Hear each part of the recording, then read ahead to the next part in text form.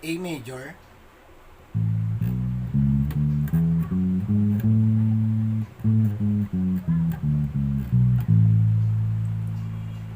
relative minor niya, yung kamag-anak ng A is F sharp minor.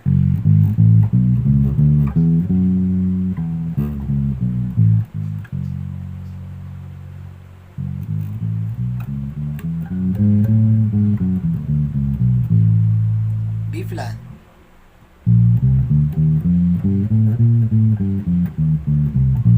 ano yung kamag-anak niya o relative? G minor.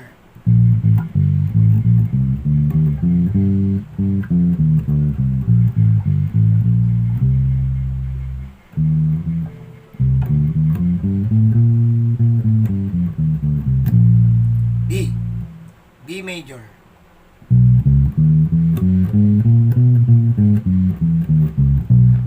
Ano yung kamag-anak niya or pinsan?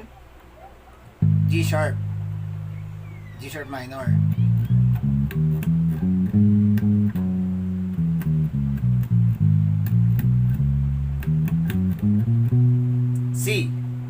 C major.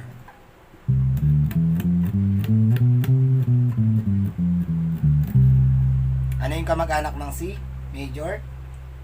A minor.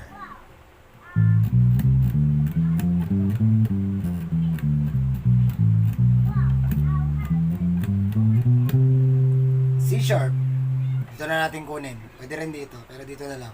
C sharp major. Ano yung kamag-anak niya? B flat. B flat. B flat minor.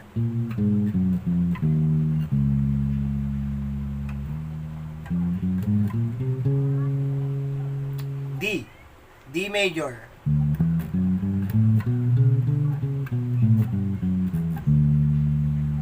Ano yung kamag-anak niya? B minor.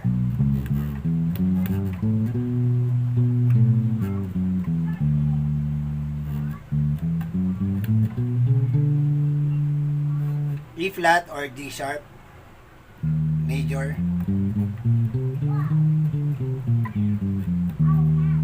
Ano yung kamag-anak niya? C minor.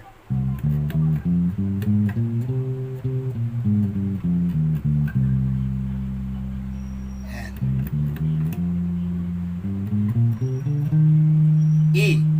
E major.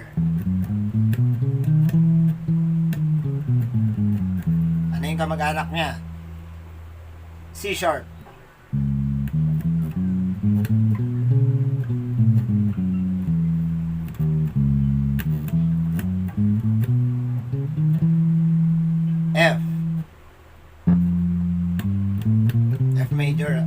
F major. Ano yung kamag-anak ng F? D minor.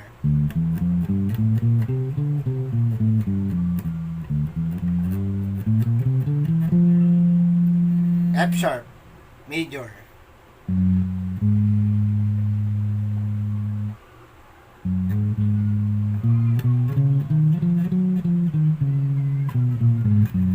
Ano yung kamag-anak ng F sharp? D sharp or E flat minor.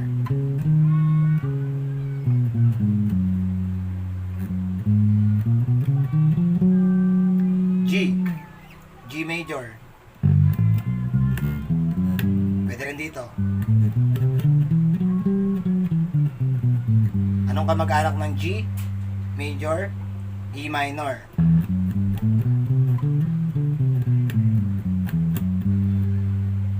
Yan. G sharp major.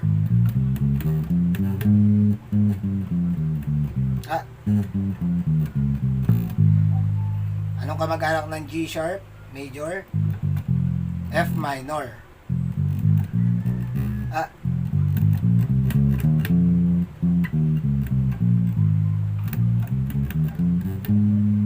Tapos balik sa A. Yun.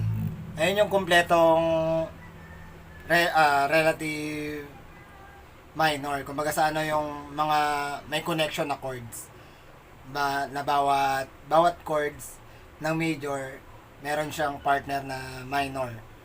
So, para hindi kayo malito or mahirapan, para madali nyo siyang ma-identify kung ano yung kasunod niya. Kahit na hindi nyo na i-memorize yung pagkakasunod-sunod, para hindi kayo malito. Bali ganito, scale ng A, example lang to scale ng A, major, para malaman mo yung relative niya na minor, atras ka ng isa. Yan, itong A, umatras ka. Bali, G sharp to or A flat. Tapos, laktaw ka. Yan, parang itong dalawa na to. To, mula dito sa A na to, isang laktaw, atras ka ng isa, tapos laktaw ka. Parang sa ikatlong fret, mula dito, sa dalawa, tatlo. Bale, ang gagawin mo, mula sa A, pumunta ka ng paatras ng isa, ng number, atras ka ng isa, tapos, sunod naman yung pangatlo. Yun. Para ma-identify mo kung ano yung minor. So, A, ano yung kamag-anak niya, or relative minor niya. Laktaw, atras ng isa, ayan, bale, G sharp o A flat, tapos laktaw, isa, ito, yung ikatlo, napabalik. Yan, so F sharp, minor. Ganun din, halimbawa, E,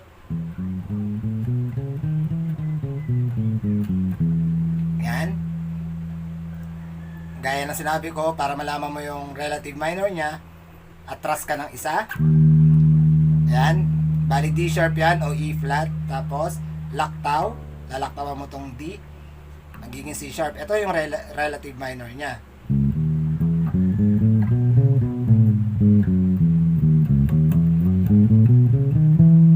Diba? Hindi siya sintonado.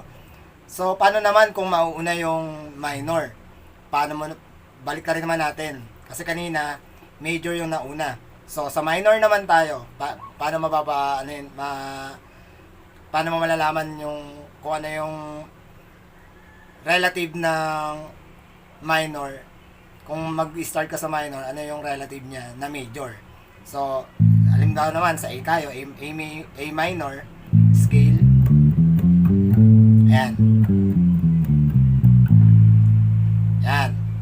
Para malaman mo naman yung major niya, kung kanina, pinaatras ko kayo ng tatlo, guys, sa A, kanina na major, atras ka ng isa, tapos laktaw sa pangatlo. Ayan, okay na. Ayun yung relative niya na minor. So, kung sa minor naman, hanapin mo yung major, aabante ka rin naman ng tatlo. So, hindi mo na to dadaanan. Ito, laktaw. Ang laktaw mo naman sa una pa lang, pag minor ka nag-start. Parang yung intro ng minor. Ayan. 1, 3, 4. Parang ganon. Kasi 1, 2, 3, 4. 1, 3, 4. Ayan. Or para mas madali, kagaya nung explanation ko dito. Mula dito sa A, lalaktaw ka rito sa una, usog ka, pero laktaw dito ka sa pangalawa. Tapos itong pangatlo na to, ito yung relative niya na major. So, yan. A minor ka, A minor scale. Ang relative niya is 1, 2, 3. Ito, C.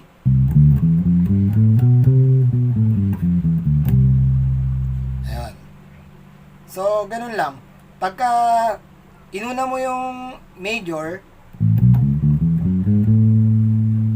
tapos, syempre, kung major, tapos idudugtong mo yung minor scale, atras, lagi. Atras ka ng tatlo. Isa, laktaw, pangatlo. Para makuha mo yung relative minor niya. Ngayon naman, kung sa minor ka mag-i-start, tapos idudugtong mo yung major, para makuha mo naman yung major niya, uusog ka naman. Bali, aabante ka rin naman ng tatlo. Pero, sa umpisa pa lang, unang abante mo pa lang, lalaktawan mo na kaagad. Sa pangalawa ka na kaagad. Yun. Tapos yung pangatlo, ayun yung major. Yan. Bale, pag ulitin ko, major, pag major ang inuna mo, abante, pataas or pababa. Ito, pababa. Pag major ka nag-start, major to minor, ayan, pababa. Yan, magiging G sharp o A flat. Tapos, tatalo na natin tong G. Pumunta ka sa F sharp minor. Ayan yung relative niya. Laging ang laktaw niya nasa pangalawa. Nasa pangalawa. Kasi mula dito, isa, laktaw, itong pangalawa, tapos pangatlo. Pagka nagsimula ka naman sa minor, kukunin mo yung major, lalaktaw ka sa umpisa pa lang, sa number 1. Laktaw, pangalawa, pangatlo. Ito yung major. Ayan. Kung nalilito kayo, ulit-ulitin nyo lang tong video para at least maintindihan nyo rin.